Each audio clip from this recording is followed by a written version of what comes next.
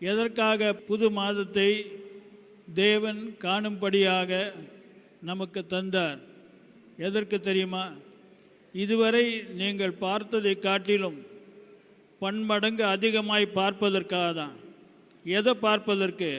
பிசாசினுடைய கிரியைகள் அல்ல, மனுஷனுடைய கிரியைகள் அல்ல, பணத்தின் வல்லமை அல்ல, தேவனுடைய கருத்தை.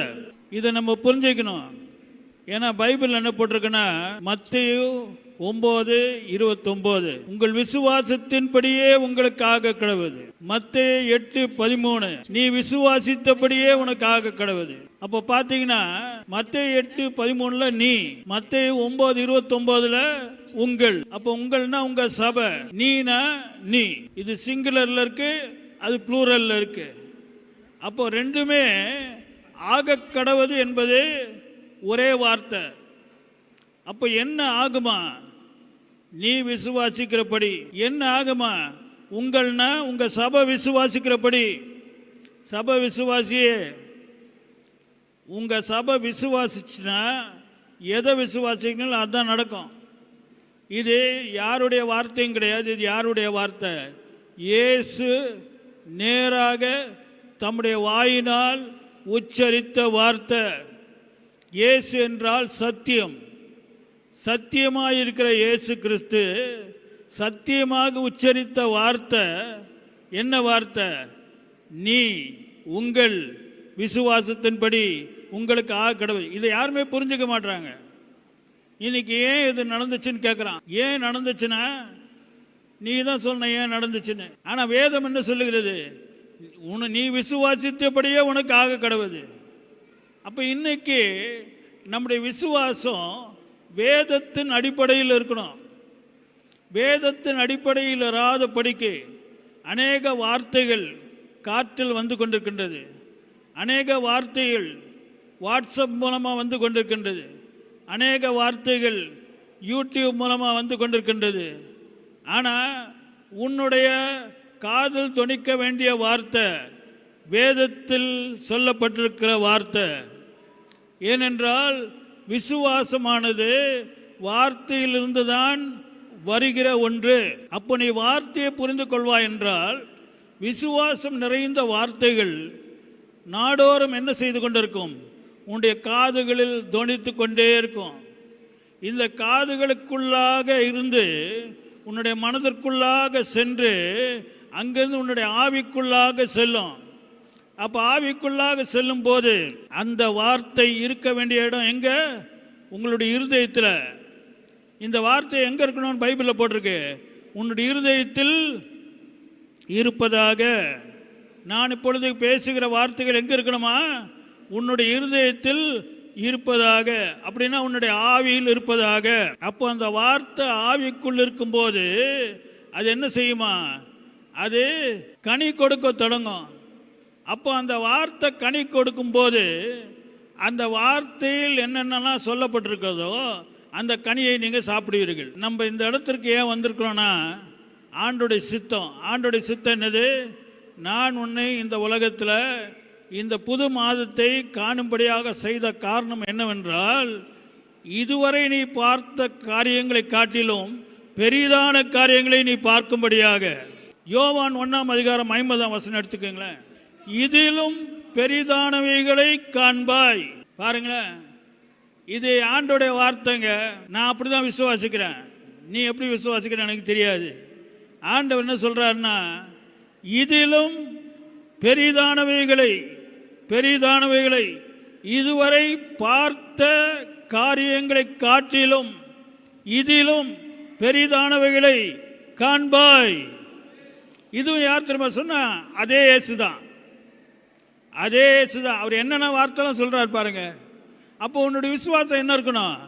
இதிலும் பெரிதானவைகளை நான் பார்க்க போகிறேன். இவ்வளவு நாட்களாக நான் பார்த்து கொண்டிருப்பதை நான் பார்க்க போவதில்லை. நான் இனிமேல் பார்க்க போகிற காரியங்கள் வித்தியாசமாக இருக்கும். தேவனுடைய வார்த்தையில் சொல்லப்பட்ட அத்தனை காரியங்களையும் நான் நிச்சயமாக நான் பார்க்க போகிறேன். அதற்காகவே தேவன் என்னை இந்த உலகத்தில் ஜீவனோடு வைத்திருக்கிறார். தேவ பிள்ளைகளே, நீங்கள் யாவரும் பாக்கியவான்கள். உங்களைப் போல பாக்கியமான ஜனத்தை இந்த உலகத்தில் தேடினாலும் கண்டுபிடிக்க முடியாது. ஒரு அல்லேலூயா சொல்லுவோமா? நம்ம என்ன நினச்சிக்கிறோன்னா மட்டமாக நினச்சிக்கிறோம். ஏன் மட்டமாக நினச்சிக்கிறீங்கன்னா, உங்களிடத்தில் உள்ளவைகளை நீங்கள் பார்த்து கொண்டிருக்கின்றீர்கள். கர்த்தர் உங்களை எப்படிப்பட்டவர்களாக மாற்றி விட்டார் என்பதை பார்ப்பதற்கு பதிலாக உங்களிடத்தில் உள்ளவைகளை நீங்கள் பார்த்து கொண்டிருக்கின்றீர்கள். பைபிள் எங்கேயாச்சும் போட்டிருக்கா? உன்னிடத்தில் உள்ளவைகளை நீ பார்த்து கொண்டிரு, உன்னிடத்தில் உள்ளவைகளை நீ பார்த்து அதே நீ சிந்தித்து கொண்டிரு, அதே தியானித்து கொண்டிரு.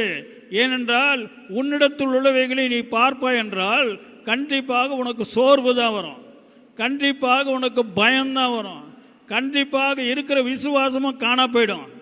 அதனால் உன் கண்ணுக்கு முன்னால் இருக்கிறத பார்க்காத, வேதத்தில் சொல்லப்பட்டிருக்கிற சத்தியம் நிறைந்த வல்லமை நிறைந்த அந்த வார்த்தைகளை நீ பார்.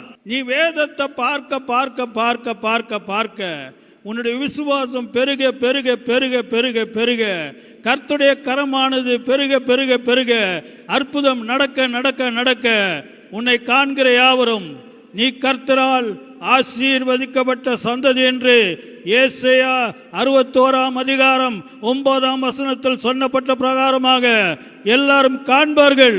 இன்னைக்கு அதுக்கு தான் நம்ம ஜீவிக்கணும். ஆண்டவரே, என்னை எல்லாரும் பார்க்கணும். எல்லாரும் என்ன செய்யணும்? பார்க்கணும். எதை பார்க்கணும்? ஏசாயா 61:9 சொன்னப்பட்ட பிரகாரமாக அவர்களை பார்க்கிற யாவரும், உங்களை பார்க்கிற யாவரும் இவர்கள் கர்த்தரால் ஆசீர்வாதம் பெற்ற சந்ததி என்று அறிந்து கொள்வார்கள். இதுக்கெல்லாம் ஒரு தீர்க்கதரிசனம் தேவையில்லை. உன்னை காண்கிற யாவரும் நீ கர்த்தரால் ஆசீர்வாதம் பெற்ற சந்ததி என்று அறிந்து கொள்வார்கள். உன்னுடைய பிள்ளைகளை காண்கிற யாவரும், உன் குடும்பத்தை காண்கிற யாவரும் நீங்கள் கர்த்தரால் ஆசீர்வதிக்கப்பட்ட பிள்ளைகள் என்று அவர்கள் அறிந்து கொள்வார்கள். எப்படி அறிந்து கொள்வார்கள்? விசுவாசம் இல்லாத ஜனங்கள், விசுவாச கண்கள் இல்லாத ஜனங்கள் எப்படி அறிந்து கொள்வார்கள்? அவர்கள் தங்கள் கண்களினால் பார்ப்பார்கள். தேவ பிள்ளைகளே, நான் ஆராதிக்கிற தேவன் சர்வ வல்லமுள்ள தேவன். நீ ஆராதிக்கிற தேவன் சர்வ வல்லமுள்ள தேவன். நான் சும்மா வெறுமைக்காக வார்த்தையை சொல்ல, நான் பேசுகிற வார்த்தை பொய் சொல்லுகிற வார்த்தை அல்ல. நான் பேசுகிற வார்த்தை கிரியை செய்கிற வார்த்தை. நான் பேசுகிற வார்த்தை அற்புதம் செய்கிற வார்த்தை. நான் பேசுகிற வார்த்தை சொன்னபடியே கிரியை செய்கிற வார்த்தை. ஏனென்றால் இது தேவனுடைய வார்த்தை. தேவனுடைய வார்த்தையை தவிர வேற எந்த வார்த்தையும் தேவனுடைய ஊழியக்காரன் பேசக்கூடாது. நல்லா புரிஞ்சுக்கிங்க. தேவனுடைய வார்த்தையை தவிர வேற எந்த வார்த்தையும் உன் வாயிலிருந்து புல்பெட்டிலிருந்து வெளிவர ஆகாது. அப்படி வரும் என்றால் அது தேவனுக்கு பிடிக்காத காரியங்கள். இன்னைக்கு நிறைய பேர் இஷ்டப்படி பேசுகிறாங்க. தேவ பிள்ளைகளே, வார்த்தையில் இல்லாத ஒரு வார்த்தையும் பேசாத. ஏன்னா வார்த்தை தான் விசுவாசத்தை கொண்டு வரும். உன்னுடைய வார்த்தை அவிசுவாசத்தை கொண்டு வரும். தேவனுடைய வார்த்தை விசுவாசத்தை கொண்டு வரும். அதனால தான் இன்றைக்கி நீ செய்ய வேண்டிய காரியம், ஆண்டவரே என்னை உயிர்ப்பிக்கிற வார்த்தையை. வார்த்தை என்ன செய்யுமா? நம்மளை உயிர்ப்பிக்கும். சொல்லுங்க, உயிர்ப்பிக்கும். சோர்ந்து போகிற உன்னை உயிர்ப்பிக்கும். சத்துவம் இல்லாத உன்னை பலப்படுத்தும். ஆழமான குழியில் இருக்கிற உன்னை அந்த குழியிலிருந்து தூக்கி எடுக்கும். இதுதாங்க கர்த்தருடைய வார்த்தை. ஆண்டவரே, இந்த வார்த்தையை தவிர வேற எந்த வார்த்தையும் என் காதுக்குள்ளே போகக்கூடாது ஆண்டவரே. ஏன்னா சாத்தான் பார்த்தீங்கன்னா ஏதோ வார்த்தைகளை உன் காதுக்குள்ளே அனுப்புவதற்கு அவன் திட்டம் தீட்டி அவன் வைராக்கியமாக செயல்பட்டு கொண்டிருக்கின்றான். இதுக்கு நம்ம எச்சரிக்கையாக இருக்கணும். உன்னுடைய காதுகளை காக்க வேண்டிய வேலை யாருடைய வேலை? உன்னுடைய வேலை. சாத்தானுடைய வேலை என்னது? உன்னுடைய காதுக்குள்ள வேற வார்த்தைகள் செல்வது எப்படி என்று அனுப்ப வேண்டியது அவனுடைய வேலை. நீ செய்ய வேண்டியதை நீ செய். அவன் வேலையை செய்யாதுன்னு சொல்லாத. நீ சொன்னாலும் அவன் செஞ்சுட்டு தான் இருப்பான். நீ செய்ய வேண்டிய வேலையை தேவனுடைய ஆவியானவரின் பலத்தோடு, ஏன்னா உன் பலத்தில் நீ செய்ய முடியாது. கர்த்தருடைய ஆவியானவரின் பலத்தோடு நீ செய்வாய் என்றால் உன்னுடைய காதுகளுக்குள்ளாக என்ன வார்த்தை சொல்லும்? தேவனுடைய சத்தியம் நிறைந்த, ஜீவனுள்ள, உயிர்ப்பிக்கிற, வல்லமை நிறைந்த, அபிஷேகம் நிறைந்த, பாதுகாக்கிற அன்பின் வார்த்தைகள் உன்னுடைய காதுகளுக்குள்ளாக சென்று உன்னுடைய வாழ்க்கை, உன்னுடைய குடும்பத்தை, உன்னுடைய சூழ்நிலைகளை, உன்னுடைய எல்லா நிலைமையையும் தலைகீழாக மாற்றும். எல்லாரும் ஆண்டவருக்கு ஒரு அல்லேலூயா சொல்வோமா? நம்ம ஆராதிக்கிற தேவன் ரொம்ப ரொம்ப நல்லவருங்க. இன்னைக்கு நிறைய பேர் நினச்சிட்டு இருக்காங்க, அவர் கிரியை செய்வாரா செய்ய மாட்டாரா? நான் ஒரு கேள்வி கேட்குறேன், நீ மூச்சு விடுவியா மூச்சு விட மாட்டியா? அது மாத்திரம் எவ்வளோ தைரியமாக ஆணித்தரமாக சொல்கிறீங்க. நான் மூச்சு விடுறேன்னு சொல்லி ஆணித்தரம் டெஸ்ட்டாக பண்ணீங்க, டெஸ்ட் பண்ணாமையே மூச்சு விடுறேன்னு சொல்லி ஆணித்தரமாக சொல்கிறீங்களே. தேவ பிள்ளைகளே, உன்னால் மூச்சு விட முடியும் என்றால் என் தேவனால் கிரியை செய்ய முடியும். நீ எப்படி 24 மணி நேரமும் மூச்சு விட்டு கொண்டிருக்கின்றாயோ அதே போல தேவனும் 24 மணி நேரம் கிரியை செய்து கொண்டிருக்கின்றார். நீ மூச்சு விடலைன்னா நீ இறந்து போயிடுவ. அதே போல தேவன் கிரியை செய்யலைன்னா உன் வாழ்க்கை சின்ன பின்னமாக நாசமாக போய்விடும். தெரியுமா உனக்கு? ஆண்டவர் கிரியை செய்கிறதுனால தான் ஒன்றுமே நடக்கலைங்க. இன்னைக்கு ஏன் ஒன்றும் நடக்காமல் இருக்கு? கர்த்தர் நல்லவர், அவர் கிருபை என்றும் உள்ளது. அப்படின்னா என்ன அர்த்தம்? கிரியை செய்கிறார், அதான் அர்த்தம். அவர் நல்லவர், அவர் கிருபை என்றும் உள்ளதுன்னா அவர் யார் மேல் இரக்கம் காண்பிக்க சித்தமாக இருக்கிறாரோ அவர்களுக்கு கிரியை செய்கிறார். அவரால் கிரியை செய்யாமல் இருக்கவே முடியாது. இன்னைக்கு உங்களை பார்த்து, ஆண்டவரே என்னை நீர் உம்முடைய ஜனமாக தெரிந்து கொண்டீரே ஆண்டவரே, என்னால் இதுக்கு ஏற்றுக்கொள்ளவே முடியலையே. சாதாரணமான பிரயோஜனம் இல்லாத ஒரு அற்பமான ஒரு நபராகிய என்ன உம்முடைய சொந்த ஜனமாக ஏற்றுக்கொள்ள நீர் தீர்மானித்து உம்முடைய ஜீவனையே தந்து, அவர் ஜீவனை தரலனா அவருடைய ஜனமாக மாறிக்க முடியுமா? ஜீவனை தந்து என்னை உம்முடைய ஜனமாக மாற்றி என்னை உம்முடைய பிள்ளை என்று அழைக்கிறீரே. என்ன அந்தஸ்து பாருங்க! உங்களை எப்படி அழைக்கிறாரு? பிள்ளை. அதனால தான் ஜபிப்பதற்கு எப்படி ஜெபம் பண்ண சொல்றாரு? பரமண்டலங்களில் இருக்கும் எங்கள் அப்பாவே, பிதாவே. அப்பா பிதா என கூப்பிட செய்யும் புத்திர சுவிகாரத்தின் ஆவியை நமக்குள்ளாக வைத்து விட்டார்.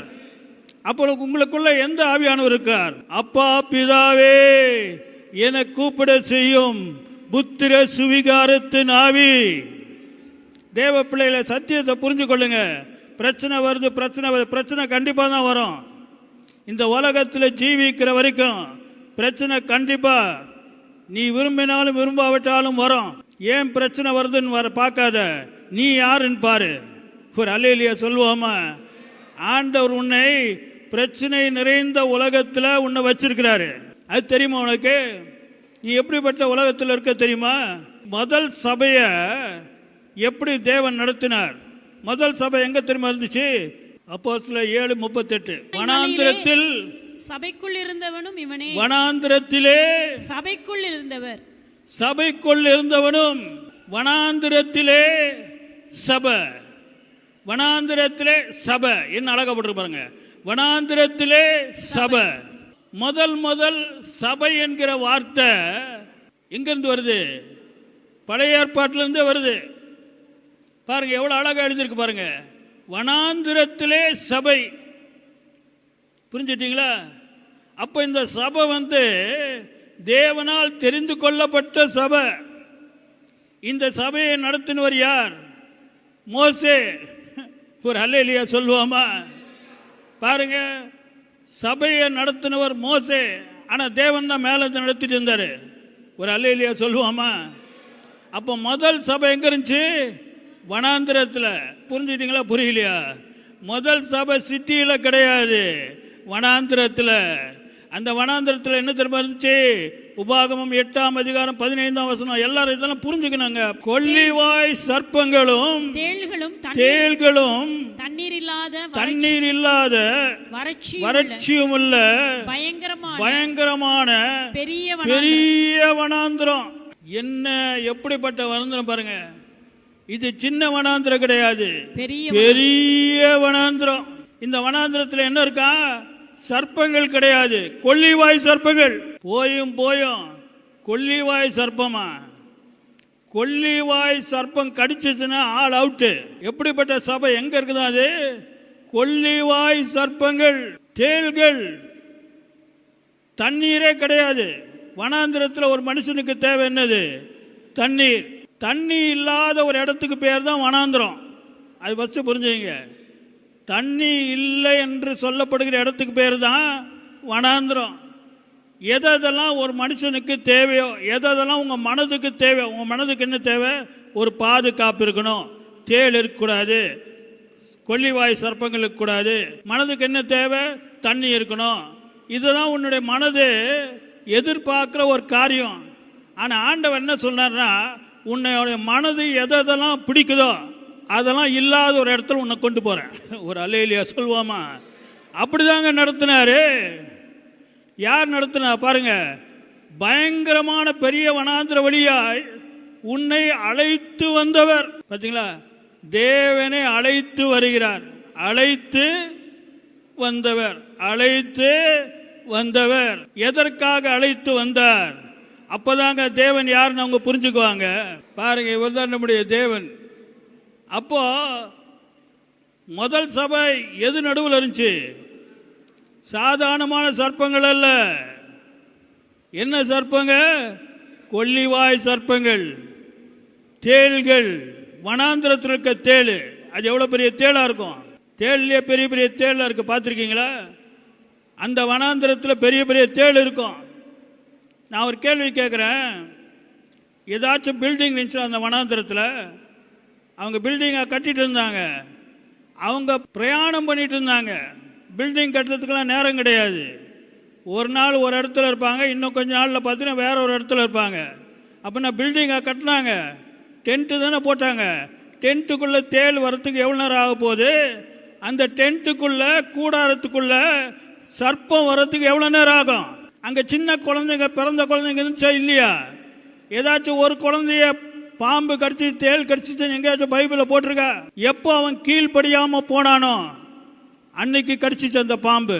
ஆனால் அவன் ஒழுங்காக இருந்த வரைக்கும் ஒரு சின்ன குழந்தைய கூட ஒரு தேளும் கிடைக்கல, ஒரு பாம்பும் கிடைக்கல. ஒரு அல்லேலூயா சொல்வோமா?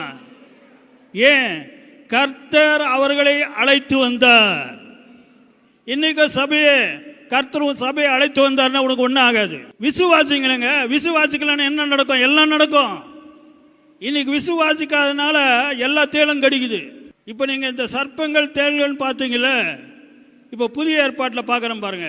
லூக்கா 10:19. இதோ சர்ப்பங்களையும் தேள்களையும் மிதிப்பீங்க. இங்கேயும் சர்ப்பம் தேள்னு போட்டிருக்கு, இங்கே காக்கான்னு போடலையே, இங்கே சிங்கம்னு போடலையே. அங்கே முதல் சபையை எங்கே நடத்தினாரோ அந்த ரெண்டு காரியம் தான் இங்கே போட்டிருக்கு. அங்கே என்ன போட்டிருக்கு? உங்களை சிங்கங்கள் நடுவே, புலிகள் நடுவே, காண்டாமிருகத்துக்கு நடுவே, அப்படியே போட்டிருந்துச்சு. கொள்ளிவாய் சர்ப்பங்களும் தேள்கள் தானே போட்டிருந்துச்சு. இங்கேயும் பார்த்தீங்கன்னா என்ன போட்டிருக்கு? சர்ப்பங்களும் தேள்களும். சர்ப்பங்களும் தேள்களும். என்னங்க ஒரே மாதிரி இருக்கு? இங்கே பார்த்தீங்கன்னா ஆண்டவன் என்ன சொல்கிறாருன்னா, சர்ப்பங்களையும் தேள்களையும் மிதிக்க உங்களுக்கு அதிகாரம் கொடுக்கிறேன். அப்போ நான் ஒரு கேள்வி கேட்குறேன். உங்களுக்கு மிதிக்க அதிகாரம் கொடுக்குறாருன்னா அப்போ அது இருக்குன்னு அர்த்தம் இல்லை. இல்லாததுக்கு ஒரு அதிகாரம் கொடுப்பாரு. எதுக்கு அதிகாரம் கொடுப்பாங்க? இருக்கிற ஒன்றுக்கு தான் அதிகாரம் கொடுப்பாருங்க. அப்போ அது எங்கே இருக்கு? நீ மிதிக்கக்கூடிய அருகாமையில் இருக்கு. தூரத்துலேருந்து எப்படிங்க மிதிக்க முடியும்? அப்போ எங்கே இருக்கு? நீ மிதிக்கக்கூடிய அந்த இடத்துல தான் இருக்கு. உன்னால் அதை மிதிக்க முடியும். இதெல்லாம் யாருமே சிந்திக்கிறது கிடையாது. பிரச்சனை வந்துருச்சு, பிரச்சனை வந்துருச்சு, அது வந்துருச்சுன்னு வந்துட்டே தான் இருக்கு. இப்போ சொன்னால் புரிஞ்சுக்கிங்க. நம்ம இருக்கிற உலகமே நம்ம சுற்றிலும் சர்ப்பங்களும் தேள்கள் தான் இருக்கு. இன்னொரு வார்த்தை சொல்ல, அதுக்கு பேர் தீங்கு. அதனால தான் சத்துருவினுடைய சகல வல்லமையையும் மேற்கொள்ளவும். அப்படின்னா தீங்கு நம்மை சுற்றிலும் இருக்கிறது, அசுத்தாவிகள் நம்மை சுற்றிலும் இருக்கிறது. சர்ப்பங்கள் தேள்கள்னா தீங்கான காரியங்கள். இப்போ சர்ப்பம் நம்ம கடிச்சிச்சுன்னா நமக்கு வேதனை வரும், நமக்கு கஷ்டம் வரும், கண்ணீர் வரும், மரணம் வரும். அதுதான் சர்ப்பங்கள். அப்போது இப்போ என்ன நடக்குது? யாரை பார்த்தாலும் வியாதி. ஏன் வியாதி வருது? வியாதி பக்கத்தில் தான் இருக்குது, தூரத்தில் ஒன்றும் கிடையாது. இப்போ ஜிபிஎஸ்ன்னு சொல்கிறாங்க, கில்லியன் பேரி சிண்ட்ரம்னு ஒரு புதுசாக வந்திருக்கு. அது ரொம்ப நாள் முன்னால் இருந்துச்சு. அப்போல்லாம் பார்த்தீங்கன்னா 10 லட்சத்துக்கு ஒருத்தர் தான் ஒன்று வரும். இப்போ பார்த்தீங்கன்னா 100 பேருக்கு வருது அப்படின்றான். அது போட்டிருக்காங்க. இன்றைக்கி நல்லா இருக்காங்க, நாளைக்கு வந்து கை தூக்க முடியலையா. இந்தியாவில் பரவிட்டுருக்கு பாருங்கள். இதுதான் உங்கள் சரீரம். நல்லா இருக்காங்களா, அடுத்த நாள் மூவே பண்ண முடியலையா. அப்போ என்ன செய்வீங்க? வேலைக்கு போக முடியல, 2 மாதம் வேலைக்கு போக முடியலன்னா உன்னை ஆல்ரெடி வேலைக்கு போகிறனே லே ஆஃப் பண்ணுறான், வேலைக்கு போயிட்டு இருக்கவனே லே ஆஃப் பண்ணுறான். டெய்லி நியூஸ் வந்துகிட்டே இருக்கு. அப்போ நீ 2 மாதம் வேலைக்கு போகலன்னா அப்புறம் லோனை எப்படி கட்டுவ? லோனை வண்டி உஷாராக எடுத்துருவாங்க, தைரியமாக எடுத்துடுறாங்க. ஏன்னா நான் இந்த வேலையில் இருக்க போகிறேன். யார் உனக்கு சொன்னது? இவனே நினச்சிக்கிறான். இதுதான் ப்ராப்ளமு. பெரிய பெரிய லோன், சின்ன லோன் எடுத்தால் கூட பரவாயில்ல, ஏதோ ஒன்று அட்ஜஸ்ட் பண்ணிடலாம். பெரிய லோன் எடுத்துக்கிறான், கேட்டால் அவனுக்கு ஒன்றும் ஆக நினச்சிட்டு இருக்கான். அவனுக்கு தெரியல இன்னும் சுற்றி என்னென்ன நடக்குது. இதுதான் துவக்கம். இது எப்படி போகுமான்னு யாருக்கும் தெரியாது. இப்போ தான் தொடங்கியிருக்கு. இந்த வருஷம் தொடங்கிலேருந்து லே ஆஃப்னு வந்துட்டே இருக்குது. இன்றைக்கி காலையில் கூட பார்த்தீங்கன்னா ஒரு பெரிய கம்பெனி, அதுக்கும் லே ஆஃப் வந்துகிட்டே இருக்குது. ஆச்சரியமாக இருக்குது. தேவ பிள்ளைகளே, நம்மை சுற்றிலும் தீங்கு இருக்குது. சபை சுற்றிலும், உன்னை சுற்றிலும் தீங்கு இருக்குது. ஆனால் அந்த தீங்கு உன்னை தொட முடியாதபடி கர்த்தர் உன்னை காக்கிறார். ஒரு அல்லேலூயா சொல்வோமா? அதுதான் கர்த்தருடைய வேலை. அவருடைய வேலை என்னன்னா, நான் எங்கே என்னுடைய ஜனங்களை நடத்துவேன்? கொல்லிவாய் சர்ப்பங்கள் தேள்கள் நடுவே, தண்ணீர் இல்லாத வனாந்திரத்தின் நடுவிலே நான் அவர்களை நடத்துவேன். ஆனாலும் ஒரு காரியம் அவளுக்கு நடக்காது. முதல் சபைக்கு நடக்காத ஒரு காரியம். உபாகமம் 2ஆம் அதிகாரம் 7ஆம் வசனம் வாசிங்க. இந்த பெரிய வனாந்திர வழியாய் நீ நடந்து வருகிறதை அறிவார். இந்த 40 வருஷமும் உன் தேவனாகிய கர்த்தர் உன்னோடே. நான் என்ன அர்த்தம்? இந்த கொடிய வனாந்திரத்தில் இருந்தார். உனக்கு ஒன்றும் குறைவு படவில்லை. என்னங்க இது? 40 வருஷம் கொல்லிவாய் சர்ப்பங்கள் தேள்கள் தண்ணீர் இல்லாத பயங்கரமான வனாந்திரத்தில் காண முடியாத கண்களினால் பார்க்க முடியாத கர்த்தர் உன்னோட இருந்தார். புரிஞ்சுட்டீங்களா? கர்த்தரை நீங்க பார்க்க முடியாது, உங்க கண்களினால் பார்க்க முடியாது. நீ பார்த்தாலும் பார்க்காவிட்டாலும் உன்னோட இருக்கிறார். ஏன் தெரியுமா? நீ அவருடைய ஜனம். ஒரு அல்லேலூயா சொல்வோமா? நீ அவருடைய ஜனம். கிறிஸ்துவுக்குள் பிரியமானவரே, அவருடைய ஜனத்தோட தான் இருந்தார், மற்றவங்களோட இருந்தான்னு போடல. அவர் இருந்தபடியினால் உனக்கு ஒன்றும் குறைவு படவில்லை.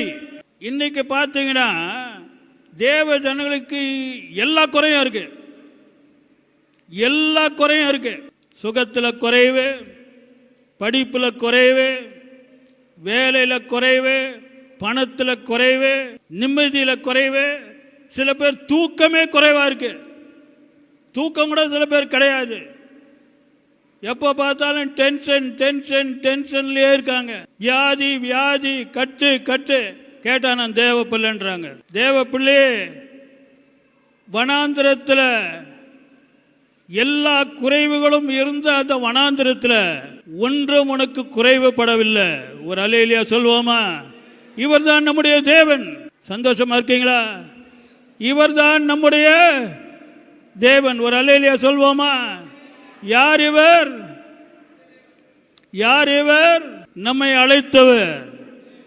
அழைத்தவர் உண்மை உள்ளவருங்க. உங்களை அழைத்தவர். இதை புரிஞ்சுக்கணும். இதை புரிஞ்சுக்கிட்டீங்கன்னா தான் விசுவாசம் வரும். நிறைய பேருக்கு ஆண்டவரே எனக்கு என்ன நடக்க போகுது, ஒன்றும் நடக்க போகிறது கிடையாது. ஒரு அல்லேலூயா சொல்வோமா? ஆண்டவரே சூழ்நிலை பயங்கரமாக இருக்கே, ஒன்றும் நடக்க போகிறது கிடையாது. கர்த்தர் தீர்மானித்தது உனக்கு நடக்க போகுது. கர்த்தர் என்னை தீர்மானித்து விட்டார். உன்னை காண்கிற யாவரும், நீ உன் பிள்ளைகள் யாவரும் கர்த்தரால் ஆசீர்வதிக்கப்பட்ட சந்ததி என்று அறிந்து கொள்வார்கள் என்று தீர்மானித்து விட்டார். தேவ பிள்ளையே, கர்த்தரை துதி, கர்த்தருக்கு நன்றி செலுத்து. அதனால தான் சொன்னேன், நீ கற்றுக்கொள்ள வேண்டிய முதல் பாடம் விசுவாசி விசுவாசின்னு பேர் சொல்லிட்டு இருந்தால் போதாது, நன்றி சொல்ல கற்றுக்கோ. உனக்கு முன்னால் இருக்க சூழ்நிலையை பார்க்காம இருக்க கற்றுக்கோ. உன்னுடைய கண்கள்னால பார்க்காத. ஒரு அல்லேலூயா சொல்லுவோமா? அப்படி பார்த்தாலும் வேதத்துள்ள வார்த்தை உன்னுடைய கண்களில் பார்க்கும் காரியங்களை காட்டிலும் உன்னை மேற்கொள்ளுகிற வார்த்தையாக இருப்பதாக. ஏன்னா கண்ணில் பார்க்காம இருக்க முடியாது. என்ன பார்க்குறீங்க? குறைவை பார்க்குறீங்க. என்ன பார்க்குறீங்க? வியாதியை பார்க்குறீங்க. என்ன பார்க்குறீங்க?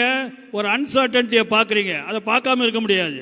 ஆனால் அதை பார்த்தாலும் வேத வார்த்தை உனக்குள்ள கிரியை செய்ய துவங்கும் என்றால் நீ பார்த்ததை அது மேற்கொள்ளும். பாருங்கள், அந்த நாளில் 2 தேவ பிள்ளைகள் இருந்தார்கள். இது எங்கே போடப்பட்டிருக்குன்னா 2 ராஜாக்கள் 6ஆம் அதிகாரத்தில் போடப்பட்டிருக்கு. அதில் ஒரு தேவ பிள்ளை பிடிக்கும்படியாக ஒரு ராஜா என்ன செஞ்சிட்டானா, சேனை வீரர் குதிரைகள் எல்லாரையும் அனுப்பிச்சிட்டான். யார் இந்த தேவ பிள்ளை? எலிசா. இந்த தேவ பிள்ளையை பிடிப்பதற்காக பாருங்க, 6ஆம் அதிகாரம் 13 வச்சுட்டு பாருங்க, நான் மனுஷரை அனுப்பி அவனை பிடிக்கும்படியாக. அவனுடைய திட்டம் பார்த்தீங்களா? மனுஷரை அனுப்பி அவனை பிடிக்கும்படியாக. நீங்கள் போய் அவன் எங்கே இருக்கிறான் என்று பார்த்தீங்களா? யார் அனுப்ப போறான்? மனுஷரை அனுப்பி. அடுத்த வசனத்தை பாருங்க, அவன் தோத்தானில் இருக்கிறான் என்று அவனுக்கு. அப்பொழுதே அவன் அங்கே குதிரைகளையும் ரதங்களையும் பலத்த ராணுவத்தையும் அனுப்பினான். பாருங்க, ஒரு ஆளை பிடிக்கிறதுக்கு யார் அனுப்புறான்? குதிரைகளையும் ரதங்களையும் பலத்த ராணுவம். சாதாரணமான ராணுவம் கிடையாது, பலத்த ராணுவத்தையும். அது எப்போ வராங்க? ராக்காலத்திலே. பாருங்க, டே டைம்ல கூட வரல, ராக்காலத்திலே ஒரு ஆளை பிடிக்கிறதுக்காக வரான். ஆனா என்ன நடந்துச்சுன்னா, அவனுக்கு ஒரு வேலைக்காரன் தான், அவனும் தேவ பிள்ளை தான். இந்த ஊழியக்காரனோட இருந்து அவனும் ஊழியம் செய்கிறான். ஊழியத்துக்கு தன்னை அர்ப்பணித்தவன், எத்தனையோ அற்புதங்களை பார்த்தவன். அவன் என்ன செஞ்சானா, காலையில் எழும்பின உடனே அவன் பார்க்குறான். பார்த்த உடனே என்னத்தை பார்க்குறான்? இராணுவமும் குதிரைகளும் எல்லாம் சுற்றி இருக்கிறத பார்த்துட்டு அவன் வாயில வருகிற முதல் வார்த்தை ஐயோ. ஊழியக்காரன் வாயிலிருந்து புறப்பட்டு வரக்கூடாத ஒரு வார்த்தை. அதுவும் அற்புதங்களை பார்த்த ஊழியக்காரன், சாதாரணமான ஊழியக்காரன் கிடையாது, ஒரு நிஜமான தீர்க்கதரிசியோடு இருந்த ஊழியக்காரன். ஐயோ. ஏன் ஐயோன்னு சொன்னானா, என்ன செய்வோம்? அவன் மனது சொல்லுது. அவன் மனது பார்த்துருச்சு. எதை பார்த்துருச்சு? குதிரைகள், பலத்த இராணுவம் எல்லாத்தையும் பார்த்த உடனே மனது என்ன சொல்லிச்சு? என்ன செய்வோம்? பயம் வந்துருச்சு. பயம் வந்த உடனே வாய் திறந்து தேவனுக்கு பிடிக்காத ஒரு வார்த்தையை பேசுகிறது, ஐயோ. ஒருவேளை நீங்க வாயை திறந்து சொல்லாம இருக்கலாம், உங்க மனசுக்குள்ளேயே நீங்க சொல்லிட்டு இருக்கலாம், ஐயோ என்ன நடக்க போகுது ஒன்றும் தெரியலையே, சூழ்நிலை எப்படி போயிட்டே இருக்க. 2 ஆளுங்க, ஒரு ஆளை தான் பிடிக்கணும், இவனை விட்டுருவாங்க. அந்த ஒரு ஆளை பிடிக்கிறதுக்கு எவ்வளோ பேருன்னு தெரியல, எவ்வளோ பேர். இராணுவமே சேனையே வந்துருச்சு. பாருங்க, அந்த காலத்தில் நீங்கள் தப்பி வைக்க முடியாது. செல்போனும் கிடையாது, ஒன்றும் கிடையாது, காரும் கிடையாது, ஹெலிகாப்டரும் கிடையாது, ஒன்றும் கிடையாது. ஒன்றும் செய்ய முடியாது. சுற்றிட்டாங்க. அப்படியே சுற்றினாங்கன்னா எவ்வளோ பெரிய கூட்டம் இருக்கணும், பெரிய கூட்டம், எல்லாம் போர் வீரர்கள்.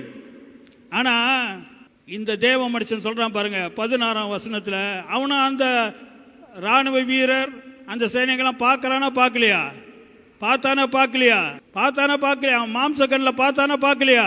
பார்த்தான் தான். ஆனால் என்ன சொல்கிறான் பாருங்க, அதற்கு அவன் பயப்படாது. இவன் சொல்றான் என்ன செய்வோம்? இந்த ஆள் சொல்றாரு பயப்படாது. பயப்படாது.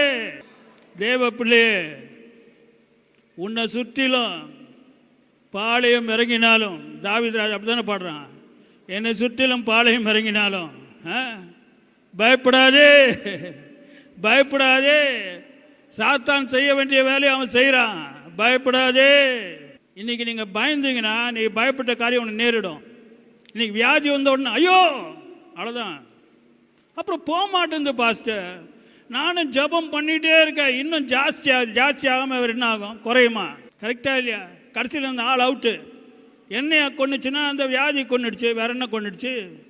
அந்த கிட்னி ப்ராப்ளத்தில் இருந்தாருங்க, அந்த லிவர் ப்ராப்ளத்தில் இருந்தாருங்க, அந்த இந்த ப்ராப்ளத்தில் இருந்தாருங்க, கடைசியில் இறந்துட்டாருங்க, கேன்சரில் இருந்தாருங்க. பாருங்க, தேவ பிள்ளையே, ஏன் தெரியுமா?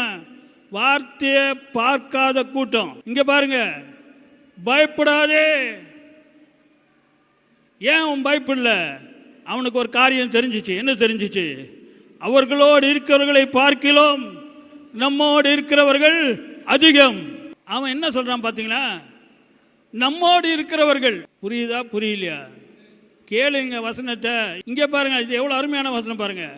நம்மோடு இருக்கிறவர்கள் அதிகம். யாராச்சும் இருந்தாங்களா? ஒரு ஆள் கூட கிடையாது. எலிசாவை தவிர அந்த வேலைக்காரனுக்கு யாரும் கிடையாது. அதனால தான் ஐயோன்றான், என்ன செய்வோம் எஜமானேன்னு. அவர் என்ன சொல்றான்னா, நம்மோடு இருக்கிறவர்கள், நம்மோடு இருக்கிறவர்கள். அப்போ அந்த நம்மோடு இருக்கிறவர்கள் அவனுக்கு நல்லா தெரியுது. அது எவ்வளோ பேர் இருந்தாங்களாம்? அதிகமா. ஒரு காரியம் சொல்லுங்க கேளுங்க, பிசாசு 20 பேர் அனுப்பிச்சானா ஆண்டவர் 50 பேர் அனுப்புவார். ஒரு அல்லேலூயா சொல்லுவோமா? ஆக்சுவலாக அவர் 50 பேர் தேவையில்லை, ஒரே ஆள் அனுப்பிச்சா போதும். ஆண்டவர் அனுப்புகிற ஒரு தூதம் போதும். 1,85,000 சேனை வீரரில் ஒரே நாள் அழிச்சிட முடியும். ஒரே தூதம் போதும். ஆனால் எவ்வளோ பேர் அனுப்புகிறாரு? அந்த ராஜா எவ்வளோ பேர் அனுப்புனானோ அதை காட்டிலும் அநேகரை தேவன் அனுப்புகிறாருங்க. ஒரு அல்லேலூயா சொல்வோமா?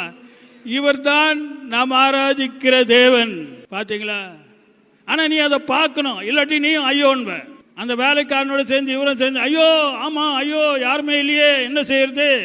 தேவ பிள்ளை, என்ன அருமையான தேவ வார்த்தை பார்த்தீங்களா? இது காரணம் என்னன்னா, கொஞ்சம் கவனிக்கணும், ஏன்னா இதெல்லாம் உண்மை. அடுத்த வசனத்தை பாருங்க. அப்பொழுது எலிசா ஒரு ஜெபம் பண்றான், விண்ணப்பம் பண்ணி. என்ன ஜெபம்? என்ன ஜெபம் பாருங்க. கர்த்தாவே, இவன் பார்க்கும்படி இவன் கண்களை திறந்தருளும் என்ற ஜெபம். என்னங்க இது? என்ன ஜெபம் பண்றான்? இவன் பார்க்கும்படி இவன் கண்களை திறந்தருளும். நான் ஒரு கேள்வி கேட்குறேன், இந்த வேலைக்காரனுக்கு கண் இருந்துச்சா இல்லையா? குருடா வந்தான். அவன் குருடா இருந்தால் ஐயோன்னு சொல்லியிருக்க மாட்டான். புரிஞ்சுட்டீங்களா?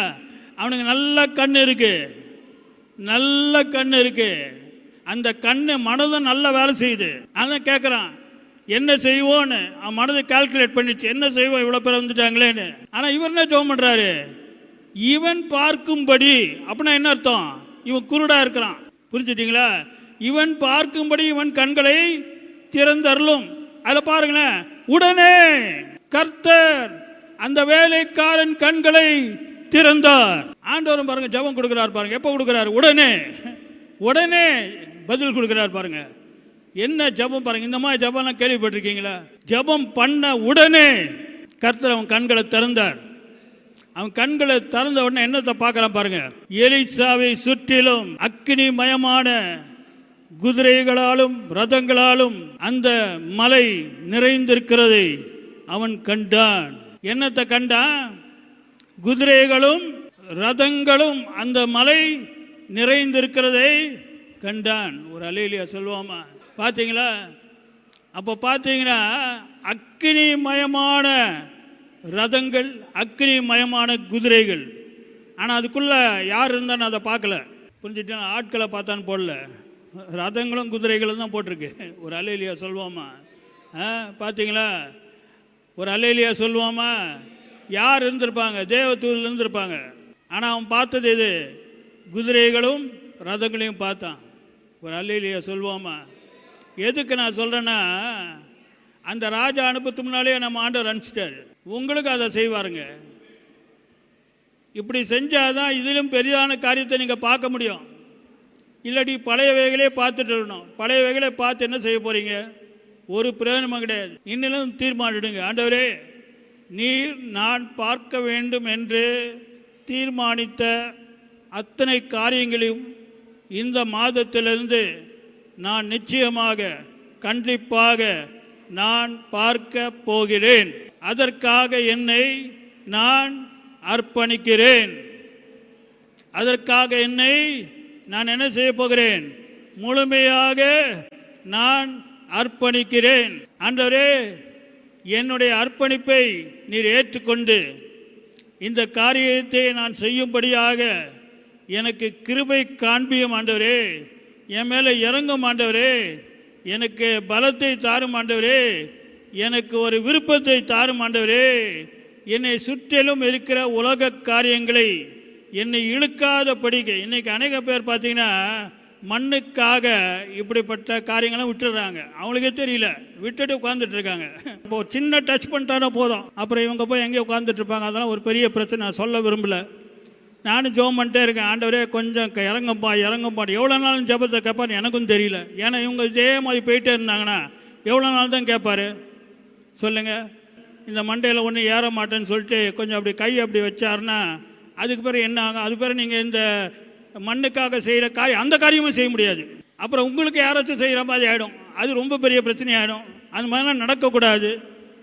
அதுக்காக தான் நாங்கள் ஆண்டவரே உண்மையே நாங்கள் நம்பி இருக்கிறோம்ப்பா, நீங்கள் இல்லைன்னா எங்களுக்கு யாருமே கிடையாது. இந்த உலகம் போகிறப்போ ஒவ்வொரு நாளும் மோசமாக போயிட்டுருக்கு ஆண்டவரே. கெட்ட செய்தின்னு தான் கேட்டுட்ருக்கோம், நல்ல செய்தியை கேட்குற மாதிரி ஒரு செய்தியும் வரமாட்டேன் ஆண்டவரே.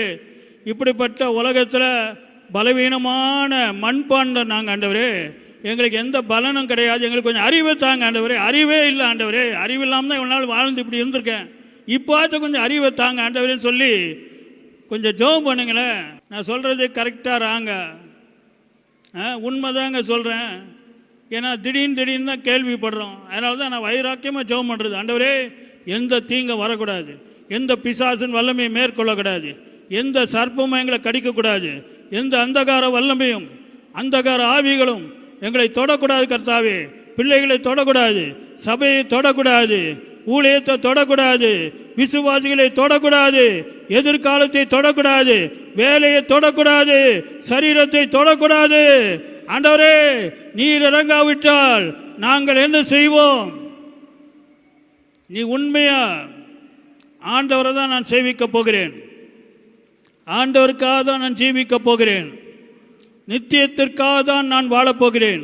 கர்த்தர் எதிர்பார்க்குற காரியம் உன்னை நீ ஆயத்தப்படுத்து. அதான் கர்த்தர் உன்னிடத்திலிருந்து எதிர்பார்க்குற காரியம். உன்னை நீ ஆயத்தப்படுத்தி கொள்ள வேண்டிய நாட்களில் நீ இருக்கிறாய். நீ உன்னை ஆயத்தப்படுத்திக்கொள், அவர் அற்புதம் செஞ்சுட்டே இருப்பார். எலிசா பாருங்க, அவன் இந்த உலகத்துக்காக ஜீவிக்கல, அவன் நித்தியத்துக்காக தான் ஜீவித்தான். அந்த நாள்லேயே எலிசா இந்த உலகத்துக்காக ஜீவிக்கல, அவன் நித்தியத்துக்காக தான் ஜீவித்தான். அதனால தான் ஆண்டவர் என்ன செஞ்சார்? அவனுக்கு விரோதமாக ஒரு பாளையை இறங்கின போது தேவன் தம்முடைய பாளையத்தை அனுப்பினார். ஒரு அல்லேலூயா சொல்லுவாமா? அவன் ஜெபம் பண்ணான்னு போட்டிருக்கா, ஆண்டவரே ஒரு பாளையத்தை அனுப்புங்கன்னு. ஏன்னா எப்போ பாளையம் வரும்னு யாருக்குன்னு தெரியும், எதிர்பாராத நேரத்தில் தான் வருது. ஆண்டவர் அதுக்கு முன்பாகவே செயல்பட்டார். தேவ பிள்ளைகளே, எலிசா ஆயத்தமாக இருந்தான், நீங்களும் ஆயத்தமாக இருக்கணும். லூக்கா 12 அதிகாரம் கர்த்தர் எதிர்பார்க்குற காரியம் 35ஆம் வசனம். உங்கள் அறைகள் கட்டப்பட்டதாகவும் உங்கள் விளக்குகள் எரிகிறதாகவும். பாருங்க, கர்த்தர் என்ன எதிர்பார்க்கிறார்னா, உங்கள் அறைகள் கட்டப்பட்டதாகவும், உங்கள் அறைகள் கட்டப்பட்டதாகவும். பார்த்தீங்களா தேவ பிள்ளைகளே, இந்த உலகத்தில் தான் இந்த காரியம் நீங்கள் செய்யணும். இந்த உலகத்தில் இந்த காரியத்தை செய்யும்படியாக தான் தேவன் உங்களை வைத்திருக்கிறார். உங்கள் அறைகள் கட்டப்பட்டதாகவும் உங்கள் விளக்குகள் எரிகிறதாகவும். 10 கன்னிகைகள் எல்லாருக்கும் தெரியும். 5 கன்னிகைகள் அவங்களுடைய வெளிச்சம் என்ன ஆகுது? மறையுது அப்படியே. பாருங்க, அதனால தான் நம்முடைய விளக்குகள் எரிகிறதா எரிகலையான்னு சொல்லி நம்ம கண்ணோக்கமாக இருக்கணும். 36. தங்கள் எஜமான் கல்யாணத்திலிருந்து வந்து தட்டும் போது உடனே அவருக்கு திறக்கும்படி. பாருங்க, எஜமான் வந்து தட்டும் போது உடனே அவருக்கு திறக்கும்படி எப்பொழுது வருவார் என்று காத்திருக்கிற மனுஷர். பார்த்தீங்களா? இப்படிப்பட்ட மனுஷருக்கு ஒப்பாகவும் இருங்கள். அப்போ ஆண்டவர் என்ன சொல்றாருன்னா, உன்னுடைய அறைகள் கட்டப்பட்டதா இருக்கணும், உன்னுடைய விளக்குகள் எரிந்து கொண்டு இருக்கணும். 3வது எப்பொழுது வருவார், எப்பொழுது வருவார், எப்போ வருவார்னு அவருக்கு தெரியாது. எஜமான் எப்பொழுது வருவார்? வந்த உடனே. அங்கே பாருங்க, அந்த வார்த்தை பாருங்க, உடனே. 10 நிமிஷம் கழிச்சே கிடையாது. இல்லையா கிச்சனில் இருந்துட்டு இருந்தேன் கிடையாது. கிச்சன்லேருந்து அந்த அப்போ தான் குக்கர் வச்சுட்டு இருந்தேனே, கிடையாது அப்படி சொல்ல. உடனே கிச்சனில் குக்கர் வைக்கிறதா புரிஞ்சுக்கிங்க. அதான் நீங்கள் நம்ம செய்கிற வேலை. அதை பார்த்துட்டு இருந்த ஆண்டவரே கொஞ்சம் சத்தம் கேட்கல ஆண்டவரே, அவர் போயிடுவார். அப்புறம் அதுக்கு பேர் என்ன நடக்குதுன்னு சொன்னால் பயந்துருவீங்க. நீங்கள் நிறைய பேர் பைபிள் இருக்குன்னு தெரியும், அதுதான் ஒரு பெரிய ப்ராப்ளமு. உடனே உடனே உடனே உடனே உடனே உடனே உடனே அவருக்கு திறக்கும்படி யார் திறப்பாங்க? எப்பொழுது வருவார் என்று காத்திருக்கிறவர்கள். யார் திறப்பாங்க? எப்பொழுது வருவார் என்று. நீங்க எப்பொழுது வருவார் என்று காத்திருக்கிற கூட்டமா இருங்க. அதுக்கு பிறகு இந்த உலகத்தில் உள்ள எல்லா காரியமும் அவர் பார்த்துக்குவார். ஒரு அல்லேலூயா சொல்லுவாமா? உனக்கு என்ன தேவையோ எல்லாம் அவர் பார்த்துக்குவார். ஆனால் இதை விட்டுட்டு நீ கிச்சனில் அதை பார்த்துட்டே இருந்தீங்கன்னா அதே பார்த்துட்டே இருங்கன்னு விட்டுருவார். நீ அதே பார்த்துட்டே இருப்பா. புரிஞ்சுக்கிட்டீங்களா? புரியலையா? ஒரு அல்லேலூயா சொல்லுவாமா? 37ஆம் வசனம். எஜமான் வரும்போது விழித்திருக்கிறவர்களாக காணப்படுகிற ஊழியக்காரரே பாக்கியவான்கள். எப்பொழுது வருவார் என்று காத்து கொண்டிருக்கிற ஊழியக்காரர்கள், காத்து கொண்டிருக்கின்ற விசுவாசிகள். அடுத்தது எப்படிப்பட்ட ஊழியக்காரரே? விழித்திருக்கிறவர்களாய் காணப்படுகிற ஊழியக்காரரே பாக்கியவான்கள். பார்த்தீங்களா? காத்திருக்கிறவர்கள், விழித்திருக்கிறவர்கள், காத்திருக்கிறவர்கள், விழித்திருக்கிறவர்கள். பாருங்க, உடனே உடனே உடனே அப்படிப்பட்டவர்கள் பாக்கியவான்கள். 38ஆம் வசனம். அவர் 2ஆம் ஜாமத்திலாவது 3ஆம் ஜாமத்திலாவது வந்து. பாருங்க, எப்போ வருவாரு, எப்போ வருவார் நமக்கு தெரியாது. அவர்கள் அப்படியே இருக்க கண்டால் அவ்வூழியக்காரர் பாக்கியவான்கள். 40ஆம் வசனம். அந்தபடி நீங்கள் நினையாத நேரத்திலே மனுஷகுமாரன் வருவார். ஒரே அடி அடிச்சிட்டாரு. மனுஷகுமாரன் எப்போதும் வருவாரு? நீங்க நினைக்காத நேரத்தில் தான். நீங்க பிளான் பண்ணிட்டுலாம் இருக்க முடியாது. இப்போதான் வரப்போறாரு. நீங்கள் நினையாத நேரத்தில் மனுஷகுமாரன் வருவார்.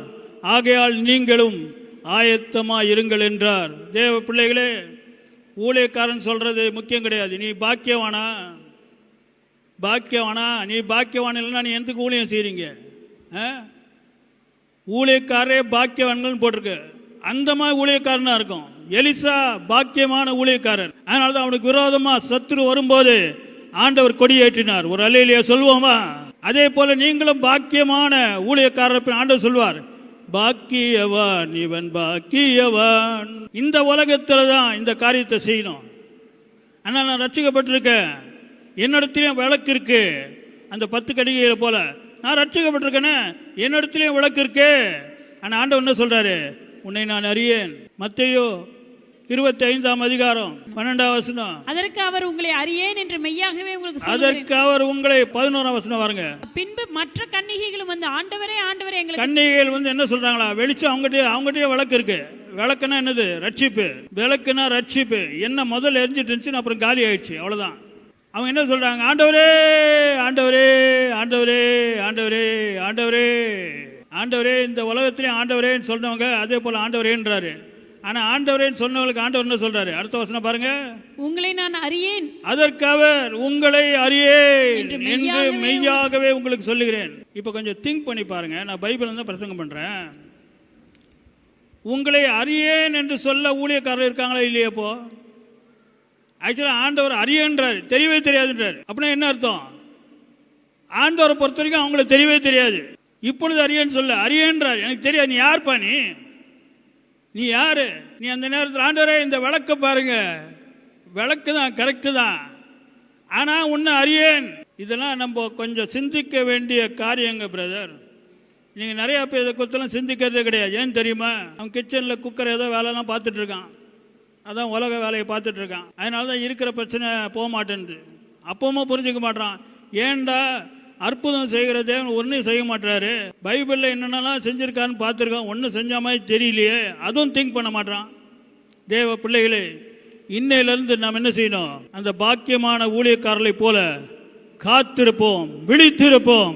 ஒரு அல்லேலூயா சொல்லுவோமா? நம்முடைய வேலை என்னது? காத்திருப்பது, விழித்திருப்பது. உலக காரியத்தை பற்றி நினைக்காத. பணம் வரும், வேலை வரும், இதெல்லாம் நினைக்காது. அது அவருக்கு தெரியும். தெரியுமா தெரியாதா? எல்லாம் அவருக்கு தெரியுங்க. லூக்கா 12:29. ஆகையால் எண்ணத்தை உண்போம், எண்ணத்தை உண்போம், எண்ணத்தை குடிப்போம், எண்ணத்தை குடிப்போம் என்று நீங்கள் கேளாமலும் என்று நீங்கள் கேளாமலும் சந்தேகப்படாமலும் இருங்கள். லூக்கா 12:29. உலக காரியத்தை குறித்து கேட்காதீங்க, சந்தேகப்படாதீங்க. ஏன் தெரியுமா? அடுத்த வசனத்தில் இவைகளெல்லாம் உலகத்தார் நாடி தேடுகிறார்கள். அப்போ உலகத்தார் சாப்பிட்றதும் தண்ணி கொடுக்கறதுக்காக நாடி தேடுறான். அப்படின்னா என்ன அர்த்தம்? உலகத்தில் உள்ள தேவைகளை தாங்க நாடி தேடுகிறார்கள். பாருங்க, அப்போ கண்டிப்பாக இது நீங்கள் சொன்ன மாதிரி இந்த தண்ணி குடிக்கிறதுக்கும் சாப்பிட்றது கிடையாது. நாடினா பிரயாசப்பட்டு எதுக்காக? உலகத்தில் உள்ள காரியங்களுக்காக, பணத்துக்காக, ஒரு வேலைக்காக, ஒரு உயர்வுக்காக, ஒரு நல்ல குடும்பத்திற்காக, உலகத்தினுடைய தேவைகளுக்காக நாடி என்ன செய்கிறார்கள்? தேடுகிறார்கள். இவைகள் உங்களுக்கு வேண்டியவைகள் என்று உங்கள் பிதாவானவர் அறிந்திருக்கிறார். அவர் அறிந்திருந்தார். எலிசாவுக்கு பாதுகாப்பு தேவை என்று அறிந்திருந்தார். தேவ பிள்ளை, உலகத்தில் அந்த ராஜா திட்டம் போடுறதுக்கு முன்னாலேயே அவர் அறிந்திருந்தார். அவருக்கு எல்லாமே தெரியும். அதனால்தான் ராஜாவை திட்டம் போட வச்சார். அவருக்கு தெரியும் எல்லாம். அவர் என்ன செய்ய போறாருன்னு அவருக்கு தெரியும். ஒரு அல்லேலூயா சொல்லுவோமா? ஆனால் அதே சமயம் எலிசா கண்களையும் திறந்தார். கண்களை திறக்கணும், அவன் எப்படிங்க பார்த்துருக்க முடியும்? அவன் வேலைக்காரன் கண்ணை திறக்கல. எலிசா ஜெபம் பண்ண பிறகு அவன் கண்ணை திறந்தாரு. ஆனால் எலிசாவுடைய கண்கள் அதுக்கு முன்னாலேயே திறந்துட்டாரு. ஏன் தெரியுமா? அவன் நித்தியத்திற்காக தன்னை ஆயத்தப்படுத்தி கொண்டு அந்த காலத்தில் என்னென்ன கர்த்தர் எதிர்பார்த்தால் அதை செஞ்சான். இந்த காலத்தில் ஆண்டவனை எதிர்பார்க்க அதை செய்வாய் என்றால் வருவதற்கு முன்பாக உன் கண்களை திறப்பாரு. ஒரு அல்லேலூயா சொல்லுவாமா? அந்த வியாதி வந்தாலும் உன் கண்ணை திறந்துருவாரு. அப்போ உனக்கு என்ன நடக்க போகுதுன்னு உனக்கு நல்லா தெரியும். அந்த பிரச்சனை வரும்போது கண்ணை திறந்துருவாரு. அவர் உனக்கு எல்லாம் தெரியும். நீ என்ன செய்வ? மற்றவங்களை பார்த்து பயப்படாதே. ஏன் கண்ணு திறக்கப்பட்ட தேவ பிள்ளை நீ, ஊழியக்காரனே, கண் திறக்கப்படணும், இல்லாட்டி கஷ்டப்படுவ.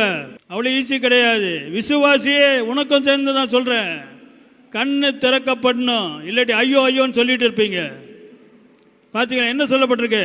இவைகளெல்லாம் உலகத்தார் நாடி தேடுகிறார்கள், இவைகளெல்லாம் உங்களுக்கு வேண்டியவைகள் என்று உங்கள் பிதாவானவர் அறிந்திருக்கிறார் அப்படின்னு சொல்லிட்டு 31ஆம் வசனத்தில் தேவனுடைய ராஜ்யத்தையே தேடுங்கள், தேவனுடைய ராஜ்யத்தையே தேடுங்கள், தேவனுடைய ராஜ்யத்தையே தேடுங்கள். வேலைக்காக தேடுங்கள், பணத்திற்காக தேடுங்கள், குடும்ப உயர்வுக்காக தேடுங்கள் அப்படி என்று ஒரு வார்த்தையும் போடவில்லை. தேவனுடைய ராஜ்யத்தையே தேடுங்கள். அப்பொழுது இவைகளெல்லாம் உங்களுக்கு கூட கொடுக்கப்படும். புரிஞ்சிட்டீங்களா? புரியலையா? இன்னைக்கு நான் சொல்றேன், இந்த வருஷத்திலிருந்து 2 நாளாகமம் 26:15 சொன்ன பிரகாரமாக ஆச்சரியமான அனுகூலத்தை செய்கிற தேவன் நமக்கு ஆச்சரியமான அனுகூலத்தை நிச்சயமாக கட்டளையிட்டு விட்டார். எலிசாவுக்கு ஆச்சரியமான அனுகூலத்தை செய்தார் அல்லவா? உனக்கும் செய்வார். ஆனால் நீ என்ன செய்ய போகிறாய்? விழித்திருக்க போகிறாயா? ஆயத்தமாக இருக்க போகிறாயா? அவருடைய வருகைக்காக காத்து கொண்டிருக்கிறாயா? உடனே திறப்பதற்கு நீ ஆயத்தமாக இருக்கிறாயா? உடனே தான் முக்கியங்க. உடனே ஊழியக்காரனே, உன்னை ஆண்டவர் பாக்கியவான் என்று அழைக்க வேண்டும் என்றால் உடனே திறப்பதற்கு நீ ஆயத்தமாக இருக்க வேண்டும்.